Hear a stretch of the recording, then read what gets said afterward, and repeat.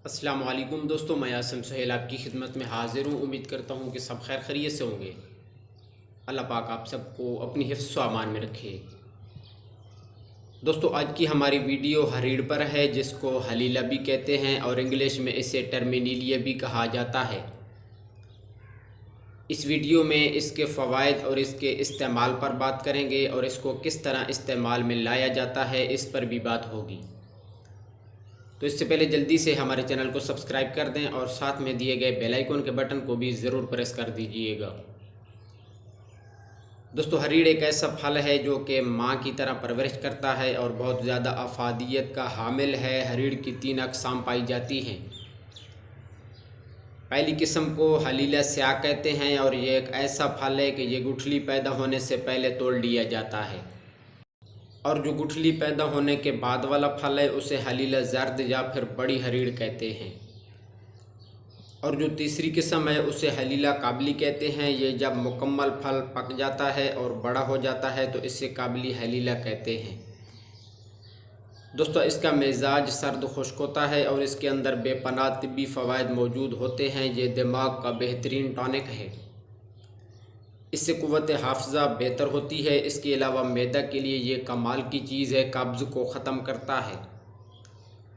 मैदा की जलन, तेज़ाबियत और गैस में बहुत ही अच्छा काम करता है। मैदा के तमाम अमराज़ में आप हरीड़ को खाने से पहले इस्तेमाल कर सकते हैं। इसके लिए इसका पाउडर बना लें, लेकिन ये पाउडर गुठली के बगैर ही बनाना है, गुठली शामिल नहीं करनी। इसको पीस कर 1 चम्मच का चौथाई हिस्सा या फिर आधा चम्मच इस्तेमाल कर सकते हैं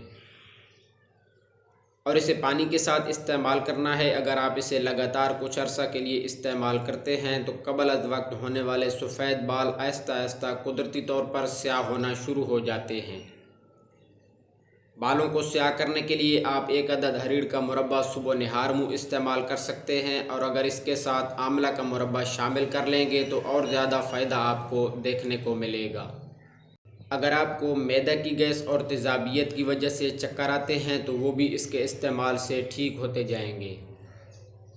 दोस्तों, हरीड़ के इस्तेमाल से बवासीर का ख़ात्मा होता है। इसके अलावा नज़ला ज़ुकाम और एलर्जी को जड़ से ख़त्म करता है और फेफड़ों को ताकत देता है।